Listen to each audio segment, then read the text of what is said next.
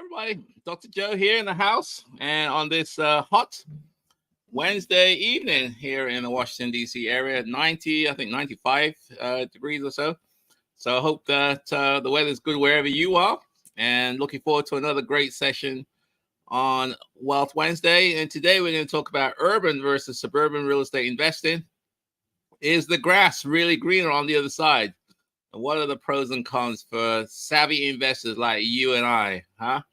And as we all know in real estate, the grass is never greener on the other side. I was talking to another investor, in fact, yesterday I think it was, and he was doing single family houses in the Washington D.C. area, and he heard a lot of, I think he heard about some events going on in Baltimore.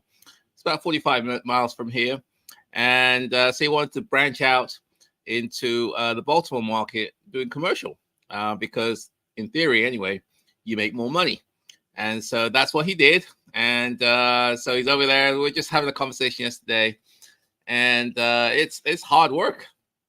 It's not easy, despite what the gurus tell you. The grass is never greener on the other side. It's just the same old. If you have systems in place, you need relationships, networks, and processes, and then you're more likely to be successful. But without that, it's hard work. Anyway, so that's what we're going to talk about today. Is the grass really greener on the other side? If you are a urban type investor, or if you are a suburban type investor. Myself, I have properties in the city, specifically Washington, D.C., and which is obviously an urban core. And then I also have some properties in the surrounding suburbs in Maryland. I have properties in a place called Montgomery County, which is a suburb of Washington, D.C. I also have some properties in Prince George's County, which is also a suburb of Washington, D.C. But it's considered metropolitan Washington, D.C. But I'll just, for this discussion, call that more suburban type environment. So I have properties in both. And I will categorically tell you there are definitely pros and cons. I'll share with you my insights based on 35 years or so later on. But, and so on. So let's get to it. And again, shout out to everybody who attended the networking event we did a couple of weeks ago. Really, really good. Had a great time. Very successful. I'm looking forward to doing another one, hopefully in the near future. And just a good time to share knowledge and network with like-minded people. So looking forward to do something like that. So if you're in Washington, D.C. area, listen out. And hopefully I'll see you in the near future. Anyway, just let me know who you are, where you're tuning in from in the comment section. And put your comments in if you got some comments. We'll be going to that in probably about 20 minutes or so. And you can ask me all the real estate related questions that you may have. So let's get down to it today. So, in a COVID environment, that really changed a lot of things. One thing that, at least for us in the Washington, D.C. area, with COVID, people wanted space. They wanted to, they didn't want to be closed in with lots of different people. So there was a trend to move out of the city and kind of move on to the suburbs.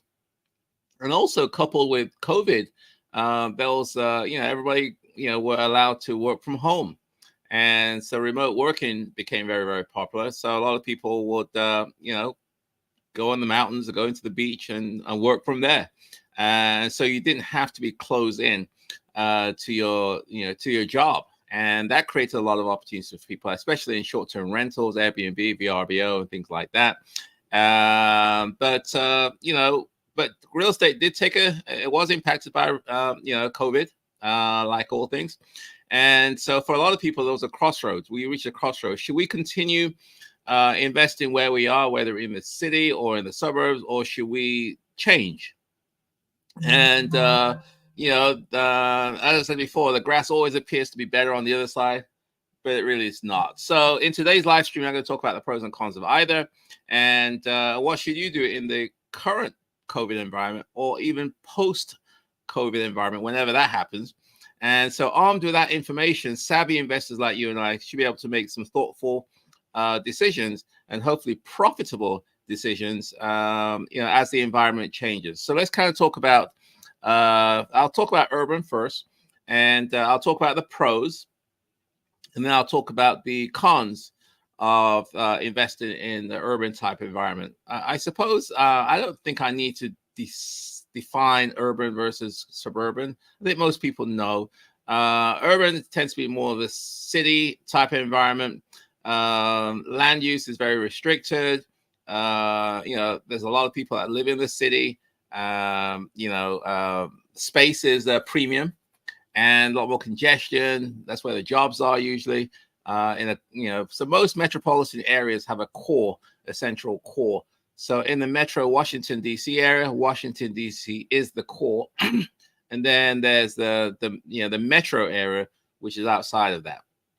Okay, so what are some of the pros associated with the urban type environment? Number one is that you tend to have more strong rental demand generally, not always, but generally, because there's just more people. And you have more of a diverse population in terms of jobs, in terms of demographics, in terms of the income, in terms of cultural, in terms of the racial. There's a lot more diverse, dynamics in the city or the urban type of environment, and therefore there's usually, because there's more people, there's greater demand for rentals. These people have to live somewhere, and land use is usually a lot more restricted. And especially if it's in an urban type of environment that is growing. Now, obviously, there are urban types of environments that are not growing. In fact, they are going downhill. And for example, the Metro Detroit, I suppose, that was in the last, 2000, the last recession, the Great Recession in 2008-9, that took a hit.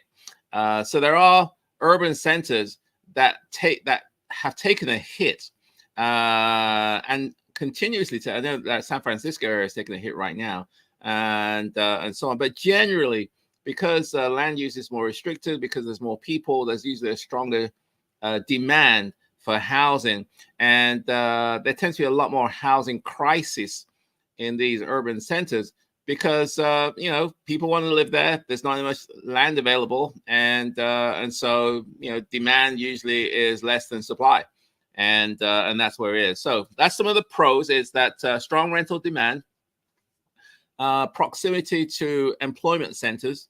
Assuming that most of the in a metropolitan area, a lot of the employment opportunities are in the sort of the central core area. So even though we've had the COVID and more people are working from home, there is a trend now where a lot of employers are trying to get people back to their, the core work environment. For instance, in Washington, D.C., I know when I was down there, maybe a year or so, downtown was, it's like a ghost town, especially like on a Monday and a Friday. People just weren't down there. But they're making a big push, the federal government and the city government, to try and get people back.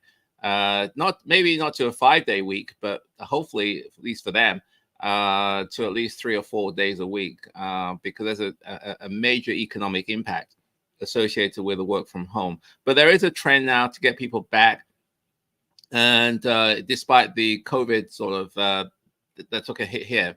So generally, anyway, the employment opportunities are in the city or core, and because of that, there's a stronger rental demand because people want to live there. Next thing, in terms of a pro, why you should consider renting in the urban environment, is generally, not always, but generally, properties tend to appreciate over time. Again, not all urban areas. I do want to clarify that. I can talk very knowledgeable about the Washington, D.C. area, but I know Washington, D.C. is not, it's not typical, or it's not, it has some unique characteristics given that it's the nation's capital. But generally, anyway, you can get appreciation, especially if you're in an appreciating market wherever you are. And property prices tend to be, tend to go up quite a bit. And this weird environment that we're in, whereby interest rates are going up, people are being priced out, but prices are still going up. It's crazy. It's still very, very competitive to get it's almost impossible to get good deals. If you got some good deals, please let me know, because I'm looking. It's just hard, and especially the buy and hold, the BRRRR. whereby we are trying to hold on to these properties. So prices are going up, interest rates are going up, but rents aren't going up proportionally. So the cash flow is taking a little bit more of a hit. And so if, so you really to be successful, you have to take a long-term view. And hopefully as time goes by, properties will appreciate. Hopefully interest rates may come down, and then you can refinance. But at least you've been able to buy it, because there's no guarantee that the prices will go down. I was talking to somebody yesterday, and they were hoping that they said to me anyway, they will get back into the market when the market changes. Well, I said, well, I've been through 5 real estate cycles, and you cannot predict when the market is going to change. It may not change. And so therefore you have to have the systems in place and then pull the trigger. Because otherwise we could have this discussion next year, next week, 2 years, 5 years from now, and you're still waiting for the market to change. You're waiting for all the stars to align. And take it from me, stars do not align. You create deals, and so on. Okay, so that's appreciation tends to be there, especially if you take a long-term view. There's properties which I bought, which over time it's amazing, the return, the appreciation of that, and so on. So that's another one of the benefits of the urban type investing. And so again, over time, you tend to get the yield. Now, there's a caveat to that. You've got to be able to hold on to the property over that period of time, which means that you're going to have to deal with tenants. You're going to have to be able to screen tenants. You're going to have to manage those tenant relationships. You're going to have to make sure that you don't let in, quote unquote, tenants from hell, because a few of those people, it'll drive you crazy, and you'll want to bail out of this business. Believe me, it's the key to your success is your ability to attract and keep and maintain quality tenants. Okay, so the third pro is amenities and conveniences. Generally, in the urban type environments, there's a lot more, amenities, whether it be shopping, recreation, transportation, cultural activities, museums, restaurants, bars, clubs, and those things. They tend to be a lot more prevalent in the more urban type environment because, there's more people, usually a lot more younger people. And, that's where the happenings are, and so on. So there's a lot more amenities for people. And so if you're looking for, I think there are more opportunities for things like short-term rentals, the Airbnb type. If you're into that, Airbnb is a good strategy in urban type environments, just because, again, there's more people around. And especially if you're in a, vacation or business type of environment, you can attract those kind of things. But I know that there's a big crackdown on Airbnbs across the country. I know Washington, D.C., they're trying to limit that. New York started this week, where they put a lot more restrictions. And I know San Francisco, Boston, L.A., and a few other cities are really cracking down because from their perspective, a lot of investors are buying houses and using them as short-term rentals, and as opposed to long-term rentals. And therefore, the availability of rentals for residents is going down and down and down, because investors can make more money at short-term rentals versus long-term rentals. So there tends to be I think there's a trend to crack down on that. So, and I heard there are some investors who had the what do you say, the rug pulled out of them. They bought properties with the intent of going short-term rentals, and then the jurisdiction where the property is located changed the rules, and so they bought high with the goal that they'll get extra income in order to still cash flow, but now they can't even use the short-term rental strategy, so they're stuck with this property which they purchased high, and the income from long-term rentals is a lot less than what they can get from short-term rentals, and now they have negative cash flow, and now they got some issues. And so on. So, just be careful, especially if you're going to play in that short-term rental space, because you really don't have any control over the politics of this thing. And you could be left, I won't say holding the bag, but you could be disappointed because what you thought you could do, you can't. You no longer are able to do that. So, oh yeah, so that's what now we're going to talk about the cons of urban real estate investing. So I talked about the pros. Now we'll talk about some of the cons, the downsides associated with investing in urban type environments. Big one, I think, is cost. It's just more expensive. At least I can talk about the DC major metropolitan areas. The core trying to buy properties in those core areas, it's just expensive. I mean, DC, New York, LA, Boston, in those places, it's Miami, it's not cheap anymore. And so you got a higher price tag you got to deal with. And the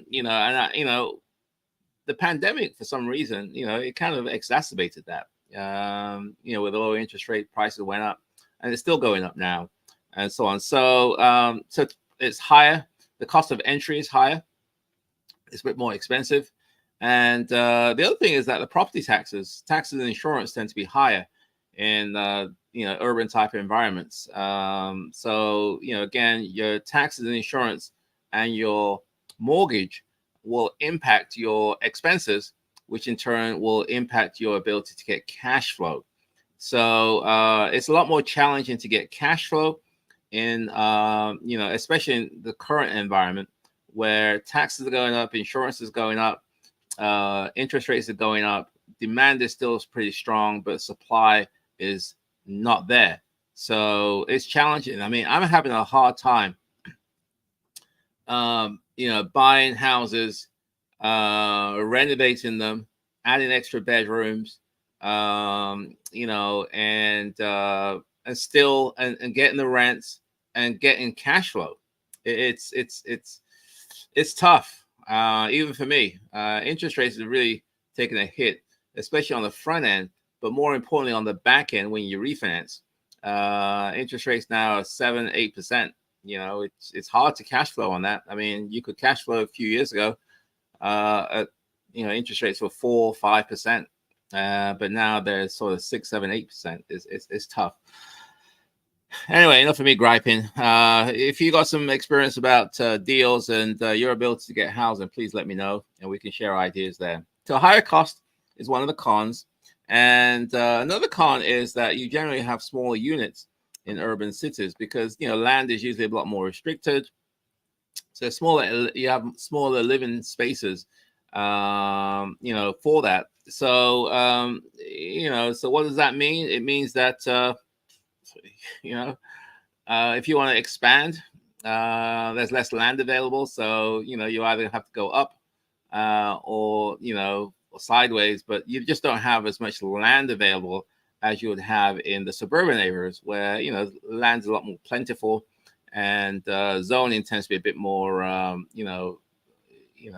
it tends to be a bit more lax compared to cities where there's a lot of political influences associated with zoning and land use and things like that. So if you want to expand, you don't have as much flexibility in the urban type of environment, and you tend to have a lot more smaller units, whether it be condos, whether it be smaller single family homes, as opposed to the larger ones that you tend to get in the more suburban environment. The third thing is, I think I kind of alluded to that, is competition. Competition is fierce. It's fierce. I don't know. It's sometimes very demoralizing when you think you got a deal and now you go into a bidding wars. There's other people who want it as well. Hopefully, as interest rates remain high, that will have an impact on the number of people that are able to afford to be able to continue in this market. But it's still highly competitive, and which is weird because you think that as interest rates go up, then more people will be priced out, and therefore the competition should be less. But what's going on in this market is that because the interest rates are increasing, a lot of people are able to get low interest rates in the pre-COVID type environments, 3-4%, and so they're just not selling their homes. They don't want to give up a 2 or 3% interest rate loan and take on a 7-8%. I would, I don't blame them. But because of that, the demand has gone down, but also, the supply has also gone down as well. So but it's very competitive, and I don't think it may change, but I don't know. It may not change. Another thing is that vacancy rates will fluctuate quite a bit in the more urban environments, especially as the economy. As I said, some cities are taking a hit, and therefore their vacancy rates are going up, and which may change demand structures and so on. So it's a little bit more flexibility. Sorry, bit more uncertainty, in this current environment. But generally, it's still a competitive environment and so on. So so I've talked about the cons of urban, and I've talked about the pros of urban. And I'm going to kind of transition to the suburban. That's what's time, 7:25. I'll keep going for a few minutes, and then we'll start the Q&A. So get your questions together and put your questions in the chat box, and I'll try to answer them in a few minutes when we wrap up the suburban. So what are the pros and cons associated with the suburban type? Let's start off like what we did before. We'll start off on the pros, which is the pros of suburban real estate investing. What are the pros? Number one, a lot of reason why a lot of people go to the suburbs is because it's more family friendly, less traffic, more space, usually sometimes better schools, not always, but sometimes better schools, more spacious homes, and and the perception that it's safer, less crime, and you can get more space for the dollars that you spend. So you can get a bigger space for the same amount of dollars compared to the city. And when your family is expanding, that becomes very, very attractive. So it's more a family friendly appeal. If you are catering to families, and which is what I do, generally, not always, but generally, families tend to stay in properties longer than singles who are a bit more transient. So families, if you cater to families, they obviously want to be, school system, safety, crime, and all those kinds of things. Very, very important. Access to, other things are very important to them. So if you're able to attract families, they tend to rent longer, especially if they got kids in schools, and so on. So that's a strategy if you want long-term tenants. Me, as you know, I cater to voucher holders who have children, and my thing is that I don't want them to leave. And although the rent's maybe $2,000, $3,000, $4,000, their portion is $200, $300, $400, and so therefore they're not paying that whole load. They're not carrying that whole load by themselves. So they tend to stay longer than if you were renting a home for $2,000, $3,000, $4,000, $5,000. My thoughts are that if you're paying that kind of money, at some point you'll want to go and buy your own home, and so on. But anyway, so that's all. So it's family friendly appeal, and there you got access to a lot more stable long-term tenant pool, and so on. Another pro of suburban is the lower cost of entry prices, because it's a lot cheaper. Land more available. Again, I'm just talking general.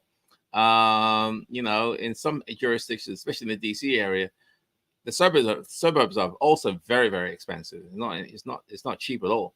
But you can then go to what we call the exurbs, which is further out, and where you can get cheaper cost of housing. So there's lower cost of entry generally in the suburbs and exurbs versus the city urban environment.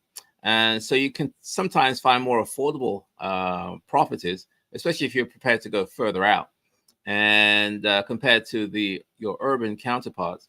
And so if you are starting out and you have limited resources, limited money, you may have to be forced to move into the suburban market first. And because it's just cheaper, the cost of entry is a little less, and you can get a bigger bang for your buck in terms of your housing costs, especially if you want to implement the house hacking strategy. The other pro is that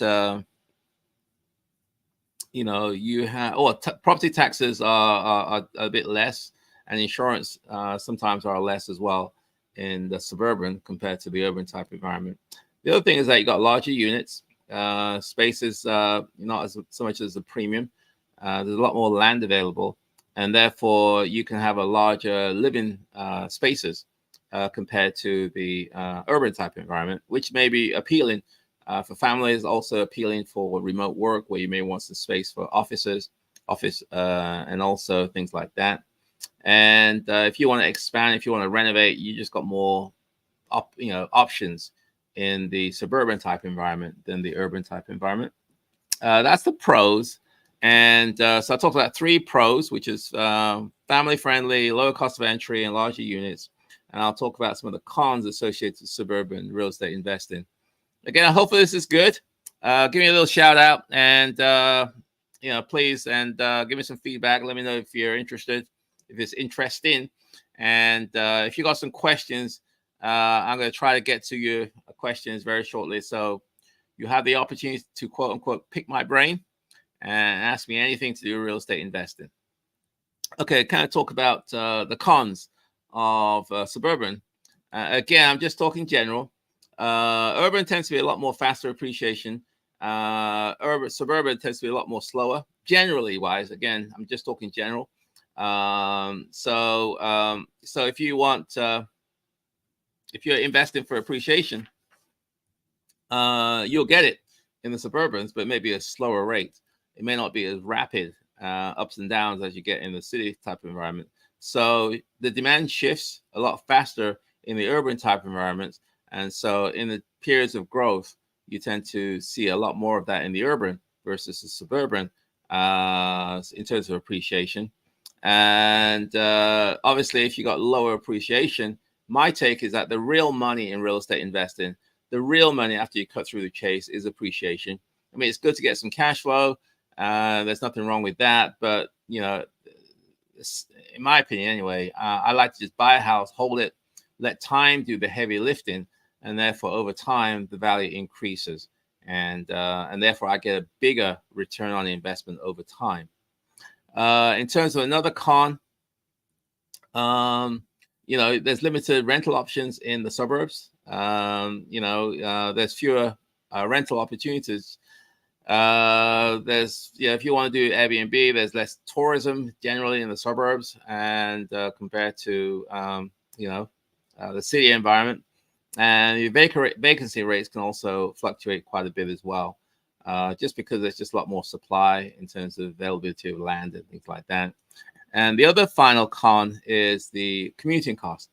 Suburbs tend to be further away from the job centers, and therefore your commuting cost tends to be higher. You've got to have a car in some places, and sometimes you have real spotty public transportation. And so you essentially are forced to have a vehicle. So your higher commuting cost, travel cost is longer. And especially if you live in the exurbs, it's just going to take you a lot longer to get to the central business district and things like that. Obviously, remote work is mitigating some of this, because now you can work from home as opposed to being forced to go into the office. But at least my understanding is that a lot of jurisdictions nowadays are trying to get people back to the office at least 3 times a week, perhaps sometimes 4 times a week. So the downside of the or one of the cons of the suburban is that you are pretty much dependent on personal transportation, because public transportation is not usually as extensive, which could affect property values and things like that. So that, my friend, is pretty much the wrapping up. I'm going to talk about the conclusion. So what does all this mean? It means that it's not easy. It means that there are pros and cons. It means that you, as a savvy investor, need to think through some options.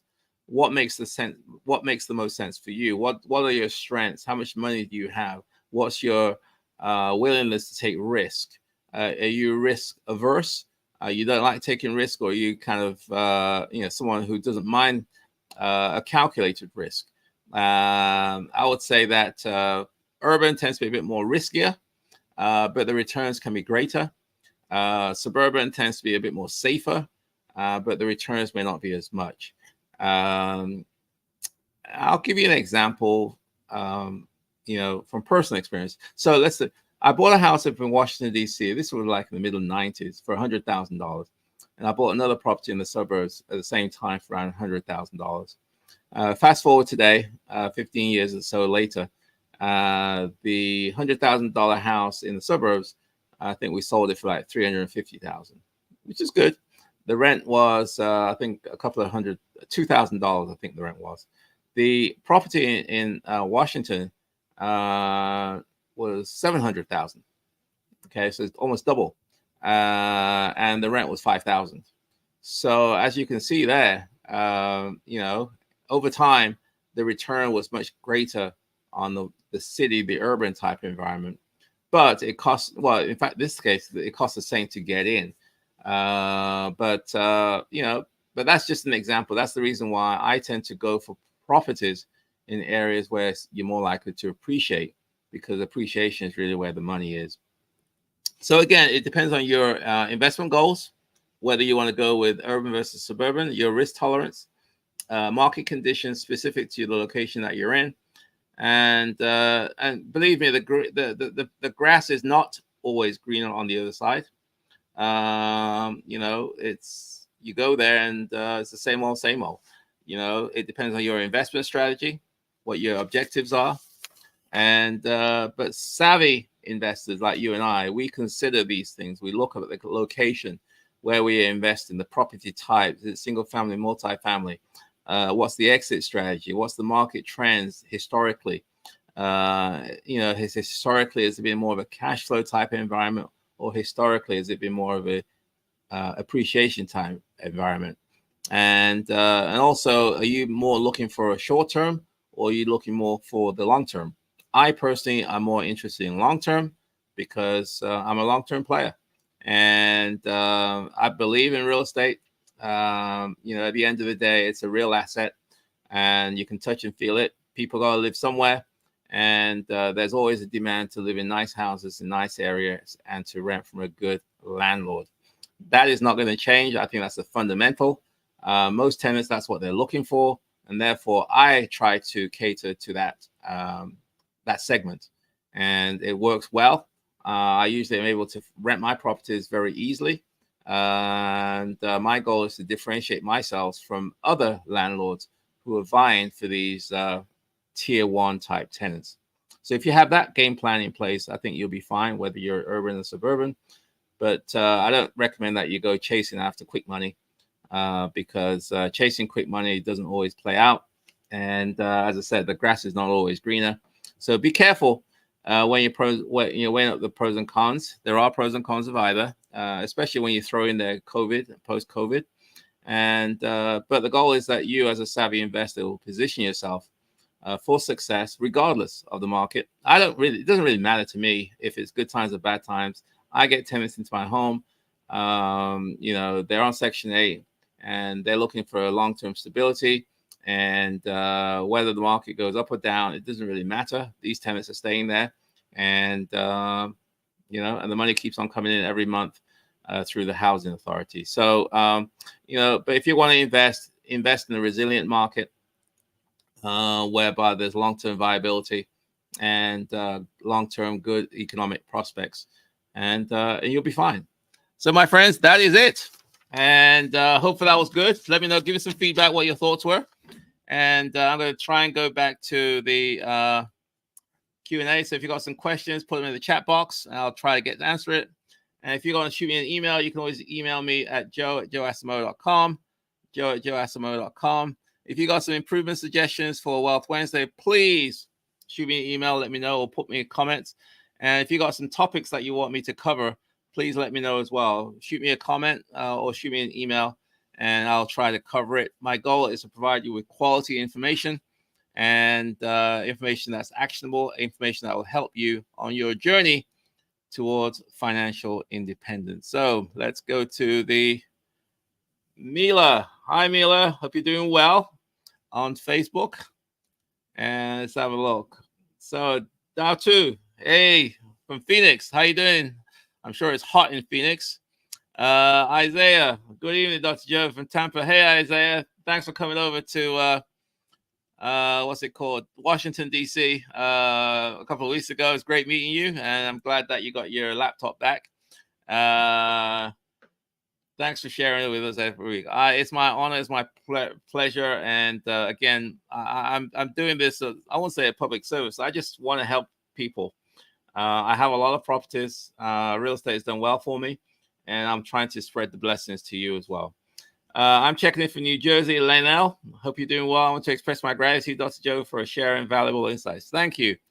DCC, hello from Houston. Hey, how's it going, Fred? Hope you're doing well. Thank you. Faithfully showing up to teach Dr. Joe. There you go. Good evening, Dr. Joe. Ricky here from Maryland. Hope you're doing well. Ricky? Oh, Rocky, I'm sorry. And Dr. Joe, this is Manish. Oh, Manish. Hey, Manish, how are you?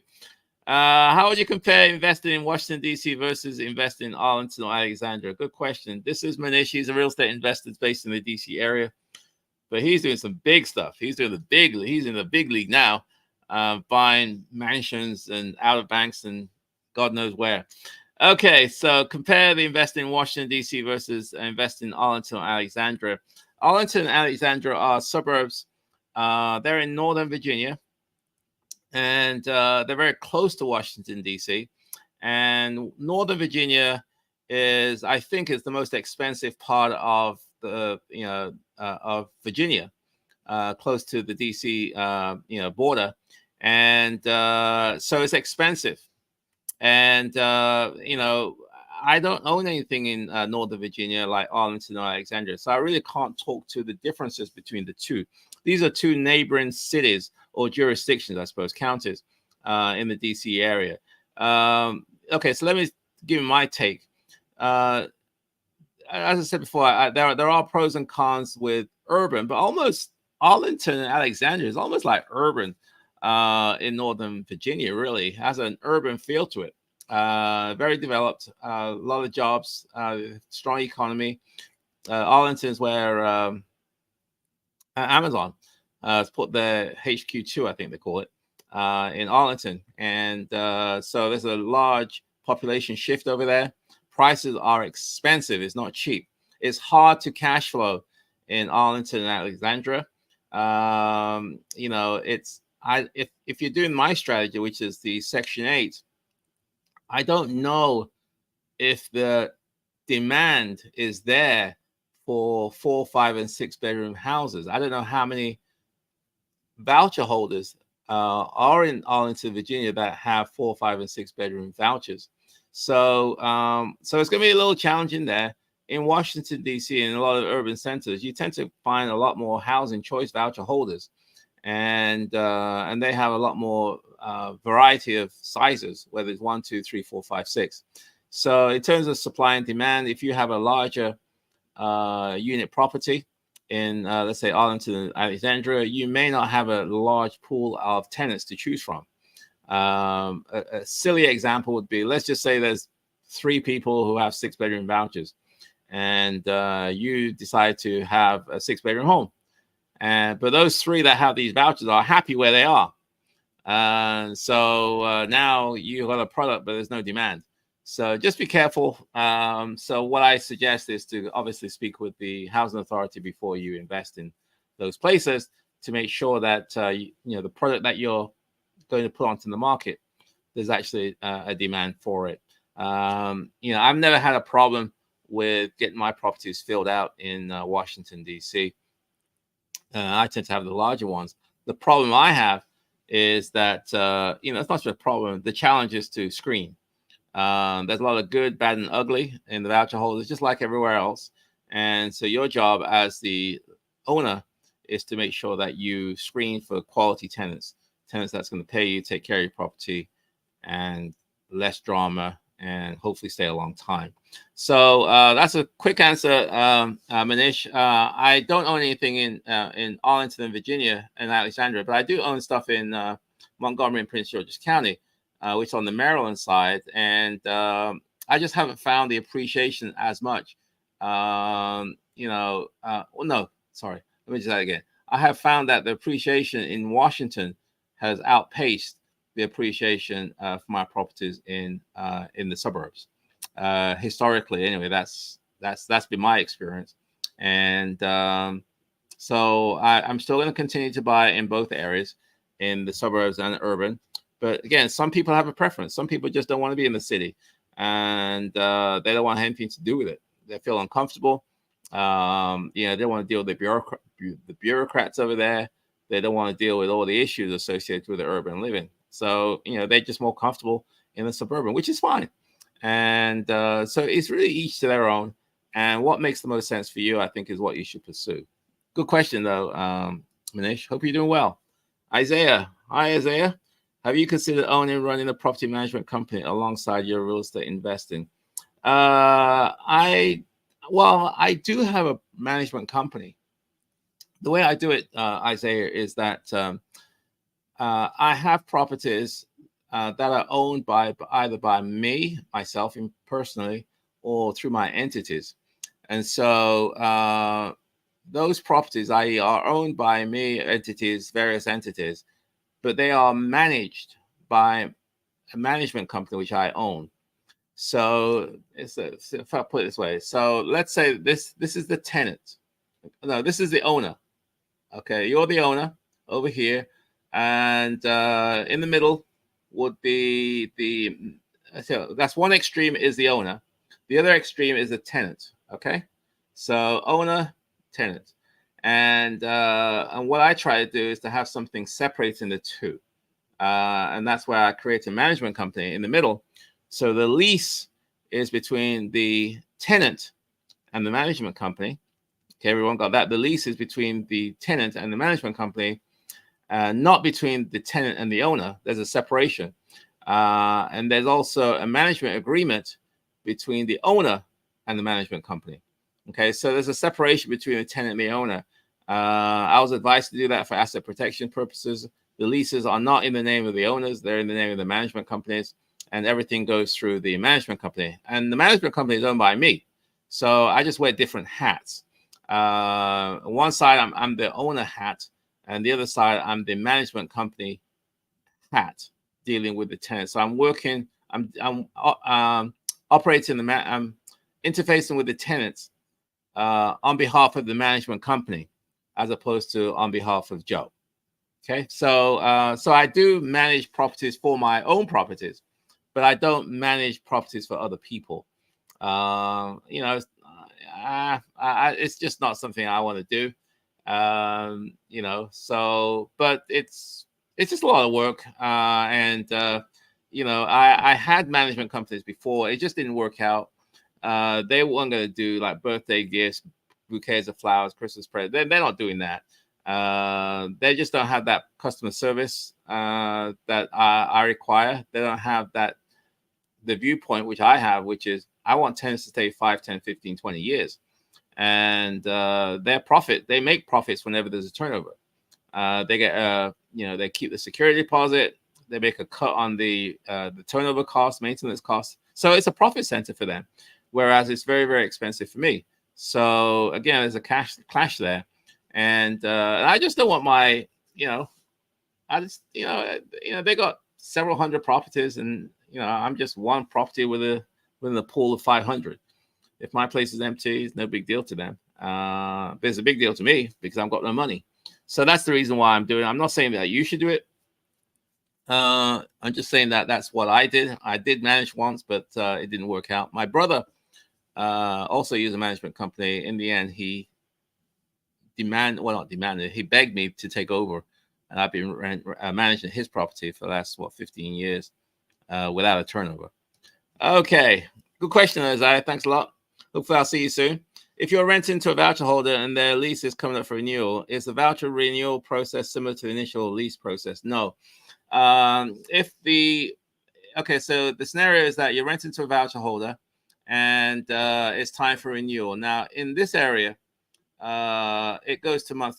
So after the first year, you transition to a month-to-month contract with the housing authority, as opposed to every annual year you renew. At least that's how it is here. I'm not sure how it is where you are. the process typically, if it's a renewal, well, you can request a rent increase. And there's, depending on your jurisdiction, there's a process for rent increases in terms of notice you have to give them. Sometimes it's 30 days, sometimes it's 60 days, sometimes it's 90 days, depending on the jurisdiction that you're in. So you have to inform the tenant.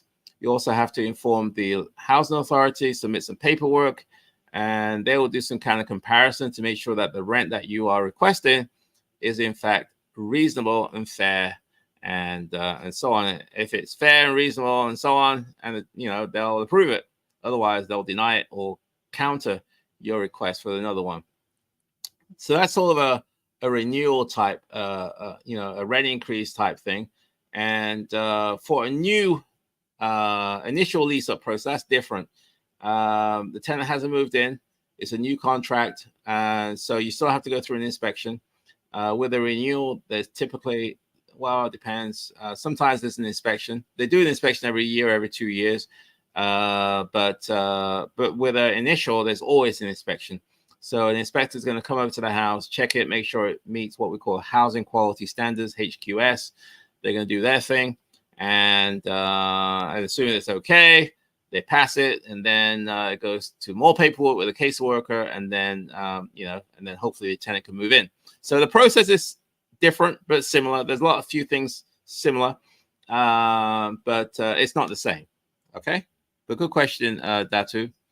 Atlanta investors, permitting is usually easier in the suburbs as well. That could be true as well. Yes, permitting in the city, again, it depends on where you are. It can be a bureaucratic nightmare dealing with city agencies. The ones in DC, I call it, well, maybe I shouldn't say it on the air, but I call it almost like a zoo. It's challenging, and it's so challenging that I don't even want to deal with it myself. I just give it to my architect, and he navigates through that bureaucracy. Because I just don't know the people down there. I don't know what they're looking for, the drawings, the requirements. It's just tough. But in the suburbs, I'm not saying it's any easier, but sometimes they're a bit more friendly over there. Good question, though. Let's have a look.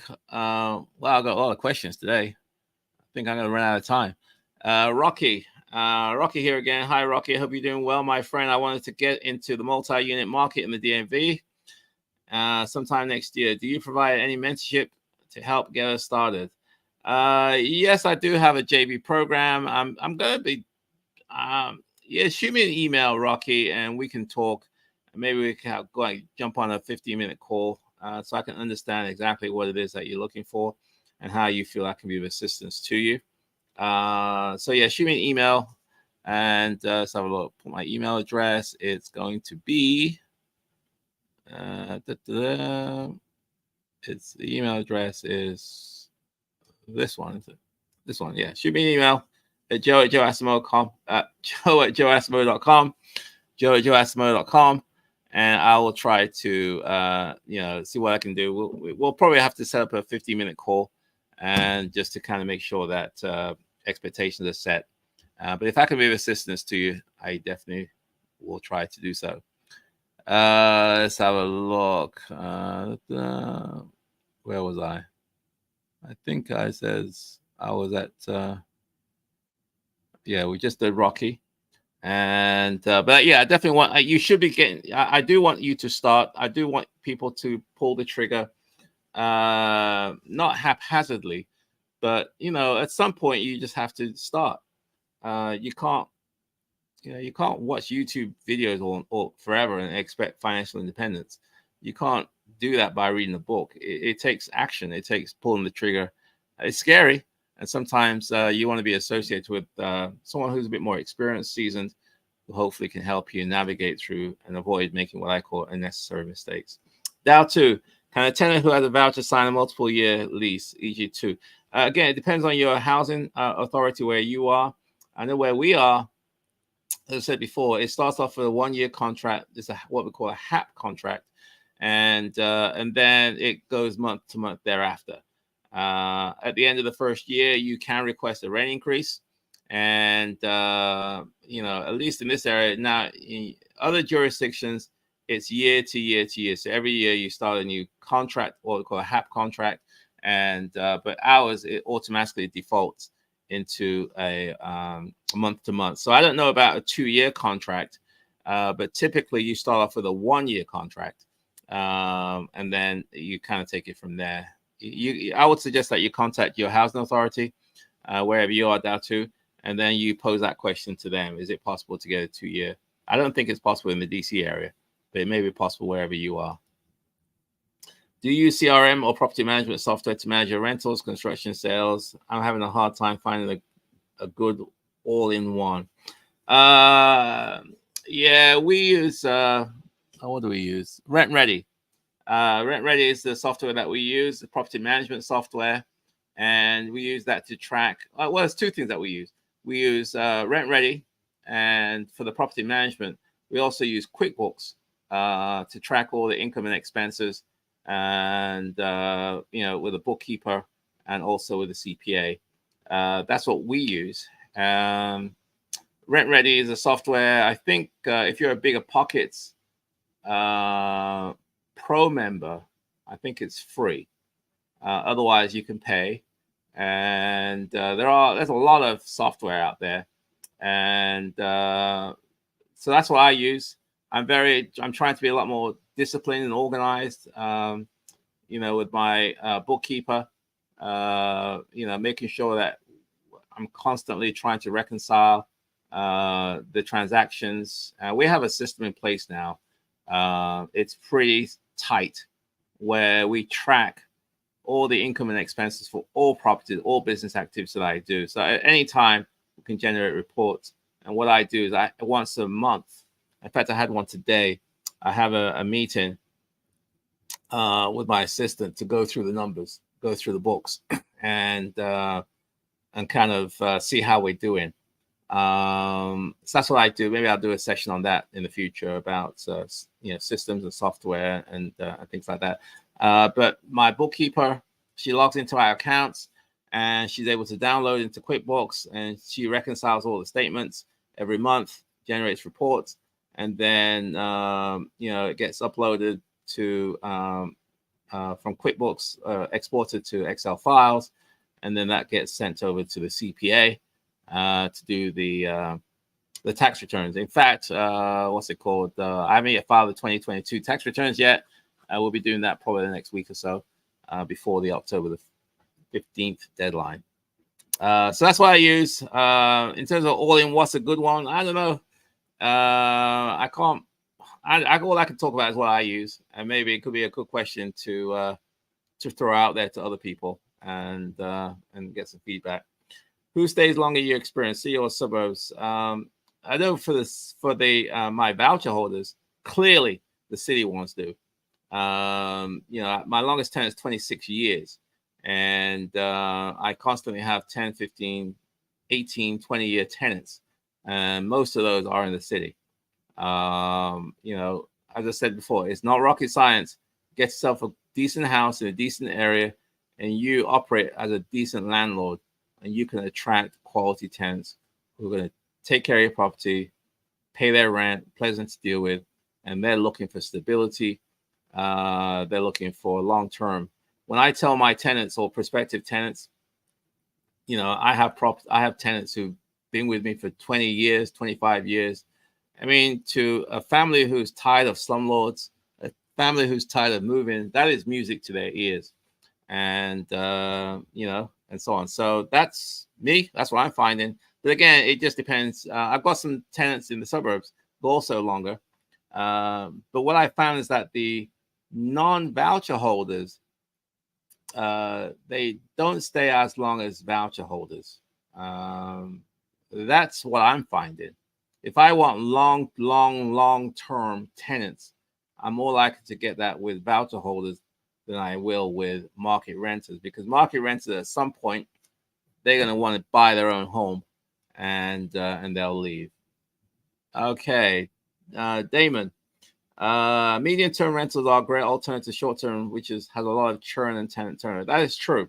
A lot more people are getting into, especially as a lot of cities are cracking down on short-term rentals. Short-term rental is usually anything less than 30 days. Medium term tends to be sort of 30 days upwards, I assume, and so on. So you can operate, I think, in Washington D.C., New York, and all these other jurisdictions, as long as it's more than 30 days rentals. So so you get less churn, and compared to short-term rental where people stay 2, 3, 4 days, and then you got to keep on recycling. So you got a good point. In that I don't really do short-term rentals, so I'm not really an expert on that one. So I want to pass on to somebody else to weigh in. Oh wow, we got a lot of questions today. It's 8 o'clock already. Oh my goodness, what did I do? I don't think I'm gonna have enough time to answer all the questions. Let's have a look. If a tenant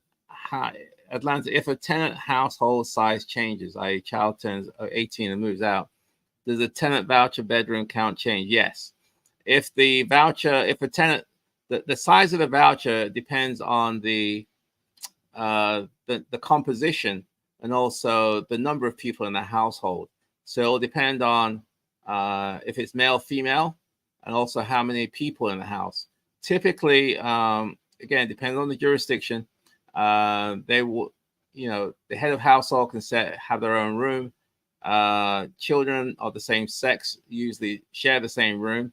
And again, it depends on the jurisdiction. Washington, D.C. is very different than Maryland and Virginia in terms of how they decide if a child moves, whether you're going to be downgraded from have your voucher downsized from, let's say, 5 to a 4 or from a 3 to a 2 or whatever it is. It depends primarily on the sex of the children and also the number of people in the household. Learned a few things from you for investing, Dr. Joe. I appreciate it. You are super awesome. Thank you, Anish. Hope you're doing well. The reason I ask is that Alexandria and Arlington don't have TOPA issues like DC. Yes, DC, they have TOPA, which is tenant occupancy to purchase at. So essentially, they have rent control in DC, and tenants have the first option to buy. They did relax the TOPA rules for single-family homes in Washington, but tenants do have a right to purchase the home, which they don't have in other jurisdictions. So Washington has what we call rent control. So that's another reason why some people just don't want to invest there.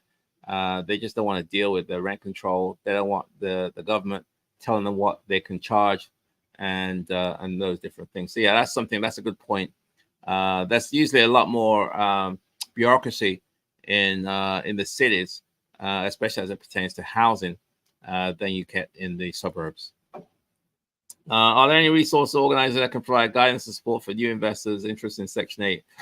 I don't know. It depends where you are, Lionel. And that's a good question. I'm assuming there are forum groups out there. And, I mean, I don't know. I have courses every now and then on Section 8. So maybe you can be a part of that one, next one I do. Or shoot me an email and I can answer some questions if you have some time. What are typical rental income expenses associated with Section 8 compared to non-Section 8? It depends. They're about the same, really. As I said, the key is going to be screening. You get good, bad, and ugly in Section 8. You get good, bad, and ugly in non-Section 8. Just because somebody has a voucher doesn't mean that they're a bad person. So I don't think there's a correlation there. I think they're very similar. But you may have more children, and therefore you may have more wear and tear, possibly. Okay, out of banks, thank you. Thanks, Manish.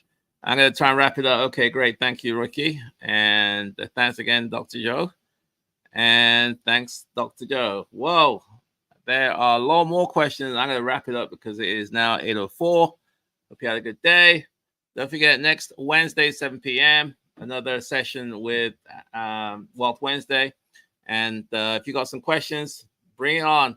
And I'll do my best to answer them and Ask Dr. Joe portion of the Wealth Wednesday. So again, I hope you had a great week. I hope you have a great week, and I hope you have a great weekend. And I'll speak to you next Wednesday. Okay, take care. Have a good time. Bye for now.